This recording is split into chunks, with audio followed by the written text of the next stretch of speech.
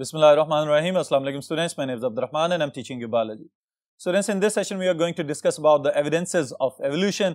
कि ये जो हमारे जहन में सवालात उठते हैं कि क्या एवोल्यूशन हुई भी है या नहीं, क्या उसका कोई सबूत भी मौजूद है या नहीं, तो उसके जो जवाब कुछ लॉजिक्स, कुछ एविडेंसेस के साथ देने की कोशिश की गई है, उनकी डिटेल्स बोर्ड पे देखते हैं।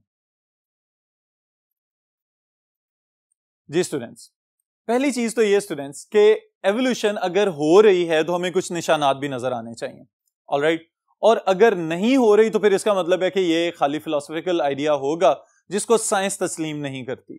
लेकिन अगर हमारे पास इसके एविडेंसेस आ चुके हुए हैं तो इसका मतलब है कि डार्विन की बहुत सारी एक्सप्लेनेशंस जो हैं उनसे हमें इत्तेफाक करना पड़ेगा, alright. So the first thing is evolution leaves observable science, यानी हमें बहुत सारी इस तरह की अलामात नजर आती हैं कि जिसको देखने के बाद हम इस बात पे यकीन कर सकते हैं, इस कंसेप्ट से इत्तेफाक कर सकते हैं कि yes the evolution does occur, alright. फिर उसके बाद डार्विन की अगर अपनी बात की जाए तो ये चीज भी आपकी बुक में ऐड की गई है कि डार्विन की अपनी सारी की सारी ऑब्जर्वेशंस कहां से थी, from different geographical regions. England से चला और फिर साउथ अमेरिका तक और रास्ते में भी देखता गया, वहां पे भी बहुत सारे जजीरों से बहुत सारे सैंपल्स इकट्ठे किए, तो तब जाके डार्विन ने ये कंसेप्ट डेवलप किया कि जो एक जगह के जानदार हैं वहां पे उसी तरह के एंसेस्टर्स मौजूद थे जिनसे ये डिसेंड हुए हैं, लेकिन डिसेंड होते हुए इनमें कुछ मॉडिफिकेशंस नजर आ रही हैं। और ये वाला जो कंसेप्ट डेवलप किया गया कि all the descendants they always descend with certain modifications, ये बेसिकली तकवीयत पहुंचाता है उस कंसेप्ट को कि जहां पे एक्यूमुलेटिव प्रोडक्ट बन रहा हो एडेप्टेशंस का, कि जनरेशन आफ्टर जनरेशन हर जनरेशन जो है कुछ तब्दीलियां अपने अंदर लाए और वो तब्दीलियां अल्टीमेटली जेनेटिक मेकअप का हिस्सा बने और फिर इनहेरिट होना शुरू हो जाए। जो बेसिक एविडेंसेस स्टूडेंट सेशन में हमने डिस्कस करने हैं उसमें पहली चीज है बायोजियोग्राफी और फिर उसके बाद दूसरी चीज हम डिस्कस करेंगे दैट इज फॉसिल रिकॉर्ड, क्योंकि ये दो वो एविडेंसेस हैं जिन पे सबसे ज्यादा फोकस था डार्विन का अपना। तो पहली चीज हम यहां पे अगर डिफाइन करें दैट इज बायोजियोग्राफी। अगर गौर करें स्टूडेंट्स तो this term is bio then geo और फिर उसके बाद ग्राफी, ऑलराइट। हमें इससे समझ आ जानी चाहिए कि bio is for life, alright, geo जमीन के लिए, और ग्राफी का मतलब है कि जो डिस्ट्रीब्यूशन हमने बनाई हुई है, यानी वो तमाम जानदार जो मुख्तलिफ जियोग्राफिकल रीजन्स के अंदर डिस्ट्रीब्यूट हुए हैं जमीन के ऊपर, उनसे एवोल्यूशन की अलामात को, एवोल्यूशन के सबूत और शवाहिद को इकट्ठा करना, this is biogeographical evidences of evolution, alright. So सबसे पहले हम डिफाइन करते हैं the branch of biology which deals with the study of geographical distribution of plants and animals. इसको समझने के लिए एक दो मिसालें हम ले लेते हैं कि हमारे यहाँ दरियाए सिंध में जो एक खास किस्म की डॉल्फिन पाई जाती है उसे हम क्या कहते हैं, इंडस डॉल्फिन, ऑलराइट। तो ये हमने उसको उसके जियोग्राफिकल रीजन के साथ एम्बेड कर दिया। फिर इसी तरह आमतौर पे सफेद रंग का रीछ हमारे जहन में जब भी आता है तो हम कहते हैं it is a polar bear. तो इसका मतलब ये हुआ कि ये इक्वेटर पे पाया जाएगा, नेवर। इसका मतलब ये है कि ये पोल्स पे पाया जाने वाला है, ऑलराइट। फिर इसी तरह एक स्पीशीज मैंने आप लोगों को बताई हुई है जिसे हम मून बियर कहते हैं, ये भी पाकिस्तान के इलाकों की खसूसियत है। इसी तरह से जब हम अफ्रीकन लायन या बंगाल टाइगर्स या इस तरह से किसी और स्पेसिफिक एलिगेटर की बात करें तो हमें पता होता है कि ये स्पीशीज किसी ना किसी खास इलाके से ताल्लुक रखती हैं। So this is their biogeographical distribution, alright students. अब इसको अगर हम एविडेंस ऑफ एवोल्यूशन के साथ जोड़ना चाहें तो हम क्या कहेंगे, इट वाज सजेस्टेड, या बेसिकली हम यूं कहेंगे कि बायोजियोग्राफी जो है उसने ये आइडिया दिया डार्विन को that islands have many species of plants and animals that are endemic. Endemic का मतलब क्या है कि वहां के मकामी उसी जगह पे रहने वाले थे, किसी और दूसरी जगह पे या दूर दराज इलाकों में नजर नहीं आते थे, बल्कि उनसे मुशाबहत रखने वाले जो करीबी तो थे लेकिन किसी दूसरे जियोग्राफिकल रीजन में मौजूद थे, उस तरह के ऑर्गेनिजम्स डार्विन ने ऑब्जर्व किए। बुनियादी तौर पे और आसान अगर इसको किया जाए तो हम यूं कहेंगे कि उन आइलैंड्स पे मकामी आबादी की कुछ अपनी ही खसूसियात थी जो किसी दूसरी जगह पे नहीं पाई जा रही थी, लेकिन करीबी आइलैंड्स के ऊपर जो ऑर्गेनिजम्स थे वो 100% आइडेंटिकल तो नहीं थे, लेकिन कुछ ना कुछ खसूसियात उनके दरमियान मुशाबहत पैदा कर रही थी, alright students. So there are endemic but closely related to the species of nearest mainland और आइलैंड। बेहतरीन मिसाल यहां पे दी जा रही है स्टूडेंट्स, एक अमेरिकन मैमल है, ऑलमोस्ट 30 इंच इसकी जो है वो लेंथ हो सकती है, छोटा सा है लेकिन प्लेसेंटल मैमल है। इसको हम कहते हैं क्या है, आर्मेडिलोस, ऑलराइट। अब इसके नाम से ही आप लोगों ने ये बात याद रखनी है कि इसको हमने क्या कहा, आर्मर्ड मैमल। आर्मर्ड मैमल इसको यूं कहा जा रहा है कि अगर इसकी हम शक्ल देखते हैं तो हमें पता चलता है कि इसकी बॉडी के ऊपर इस तरह से अल्लाह ताला ने एक प्रोटेक्टिव लेयर बना दी हुई है कि जो देखने में यूं लगता है कि कोई शील्ड है, कोई जरा बख्तर बनी हुई है। इस वजह से इसको हम कहते हैं this is the armoured mammal, alright, due to the presence of the thick scales.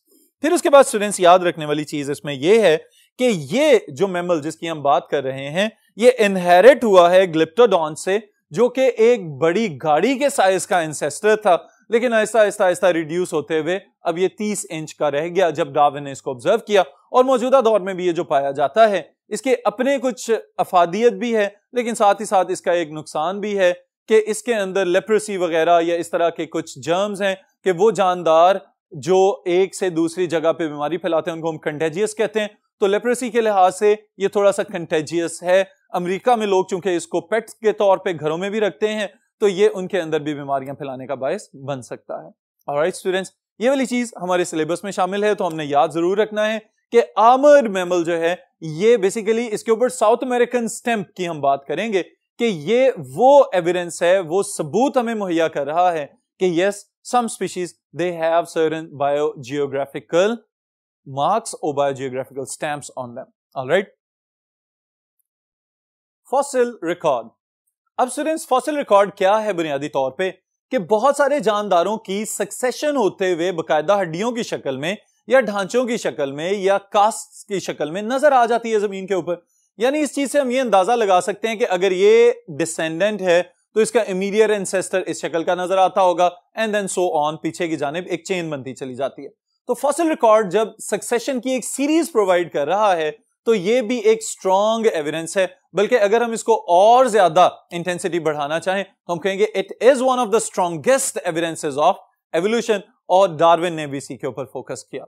Alright, fossils को अगर हम डिफाइन करना चाहें we can say the actual remains और traces of the organisms that lived in ancient geological times, जो कदीम जमानों में जानदार मौजूद थे लेकिन आजकल उनके डिसेंडेंट्स हमें किसी और शक्ल में नजर आते हैं, या हो सकता है हूबहू उसी तरह के भी नजर आ जाएं, लेकिन वो जो बाकियात जमीन के नीचे से या बर्फ के अंदर से या रेत के अंदर से या पत्थरों के अंदर इंप्रेशंस की शक्ल में से नजर आ रहे हैं, उन सब चीजों को हम आज क्या नाम दे रहे हैं? These are fossils. Alright students, किस किस फॉर्म में ये हो सकते हैं? They could be embedded in sand और रेजिन और आइस। अब सैंड में बहुत सारे बने बनाए पूरे के पूरे स्ट्रक्चर्स भी हमें डिपॉजिटेड फॉर्म में मिले और बाद में खुदाई के जरिए उनको निकाल लिया गया। रेजिन क्या चीज है स्टूडेंट्स? जो कुछ दरख्तों में से आपने देखा होगा कि गम लाइक सिक्रीशंस रिलीज होती रहती हैं, और पुराने जमानों में उन गम्स के अंदर कुछ इंसेक्ट्स इतनी खूबसूरती से एम्बेड हुए कि अब मौजूदा दौर में उनको जेमस्टोन्स की शक्ल में भी फरोख्त किया जाता है। Basically they are biological fossils, इनको भी हम फॉसिल्स कह सकते हैं। फिर इसी तरह स्टूडेंट्स आइस, ग्लेशियर्स वगैरह के अंदर या बर्फ के अंदर सबसे ज्यादा प्रिजर्व फॉर्म में ऑर्गेनिजम्स मिल सकते हैं, जैसे कि हाथीनुमा एक बड़ा सा जानदार हुआ करता था जिसे हम मैमथ्स बोलते हैं। इसके फॉसिल्स जो है रिसेंटली डिस्कवर किए और पूरी बॉडी जो है वो अब हमारे पास मौजूद है। तो बुनियादी तौर पे चूंकि ये बर्फानी इलाकों में पाया जा रहा था तो that's why it remain unchanged after millions of years.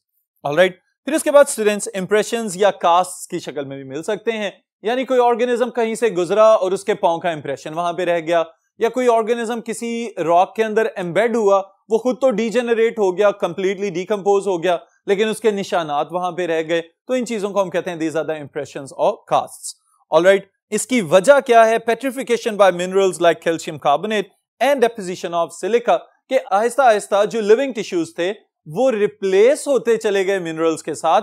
इस प्रोसेस को हम कहते हैं पेट्रिफिकेशन और पेट्रिफेक्शन। ऑलराइट, इसमें होता क्या है कि लिविंग टिश्यूज तो खत्म होते चले जाएंगे लेकिन उसकी जगह पे मिनरल्स आके वो जगह भर देंगे और फिर उसकी वजह से एक ऑर्गेनिज्म की हूबहू शक्ल या उसका कोई ना कोई इंप्रेशन आपको बना हुआ नजर आता रहेगा। Alright, so all these are different types of fossils.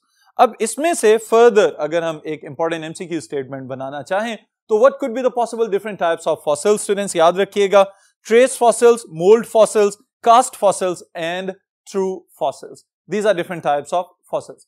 अब फिर फॉसिल रिकॉर्ड की बुनियाद पे हम किस तरह से ये कह सकते हैं कि एवोल्यूशन हुई है? तो इसके लिए स्टूडेंट्स हम एम्बेड कर रहे हैं मॉडर्न साइंसेस को with some of the ancient discoveries, और इस एम्बेडिंग प्रोसेस को मजीद कन्वीनियंट बनाती हैं हमारी नई technology like biotechnology and genetic engineering. वो किस तरह से, इसको देखते हैं। जी स्टूडेंट्स, इसमें दो मिसालें मैं यहां पे वाजे कर रहा हूं आपके सामने। पहली चीज हमारे पास क्या है, it is the evolution of prokaryotes, यानी बैक्टीरिया वगैरह या बैक्टीरिया की तरह के एंसेस्टर्स जो हैं उनकी एवोल्यूशन के हवाले से क्या बात की जाती है। यह कहा जाता है कि these are the ancestors of all life forms, even the present day eukaryotes have evolved from ancestral prokaryotes. अब ये वाली चीज जो कही जा रही है, इसको आपकी बायोकेमिस्ट्री, मोलेकुलर बायोलॉजी और सेल बायोलॉजी मजीद तकवीयत पहुंचा रहे थे कि भाई ये जो मोलेकुलर बेसिस हमें नजर आ रही है बैक्टीरिया के अंदर, ये यूकैरियोट से पुरानी है। और जब फॉसिल रिकॉर्ड में देखा गया तो पता चला कि वाकई जो हमें मौजूदा दौर के अंदर फॉसिल्स मिल रहे हैं, जब उनकी कार्बन डेटिंग की गई तो पता चला कि yes, the eukaryotes they have developed later on, but the prokaryotes even in their fossilised form have a clear depiction, बहुत वाज़ेह अंदाज में ये बता रहे हैं कि yes, prokaryotes are more ancient as compared to the present day eukaryotes. All right students, फिर दूसरी मिसाल जो हम यहाँ पे वाजे कर रहे हैं, it is the evolution of vertebrates. Vertebrates की evolution का जो एक सीक्वेंस या एक जो सीरीज हम देखते हैं स्टूडेंट्स, उसमें भी हमें मछलियों के जो फॉसिल्स मिले उनसे ये पता चला कि असल में मछलियां ही कदीम तरीन कॉर्डेट्स या वर्टिब्रेट्स हैं, और उनसे फिर इवॉल्व हुए एम्फीबियंस, फिर उसके बाद रेप्टाइल्स, और रेप्टाइल से आगे फिर हमें दो डिफरेंट डोमेन्स बनती हुई नजर आती हैं, मैमल्स एंड बर्ड्स। तो ये वो तमाम खसूसियात हैं जिसकी बुनियाद पे हम ये कह सकते हैं कि yes, fossil record is one of the strongest evidence of evolution. Alright students, फिर इसमें एक इंपॉर्टेंट पॉइंट ऐड करते चलें कि एवोल्यूशन ऑफ हॉर्स की अगर हम बात करते हैं तो इसके मुतालिक भी कहा जाता है कि एक छोटे साइज का जानदार था, देयर वाज इयोहिपस, और फिर उससे इवॉल्व होते हुए 4-5 ट्रांजिशनल फॉर्म्स गुजारते हुए आज के दौर का जो घोड़ा आपको नजर आ रहा है, it has a complete series of evolution that was observed even by the Darwin. All right students, तो ये हैं दो एविडेंसेस अभी हमने डिस्कस किए हैं, बाकी इंशाल्लाह ताला नेक्स्ट सेशन में डिस्कस करेंगे।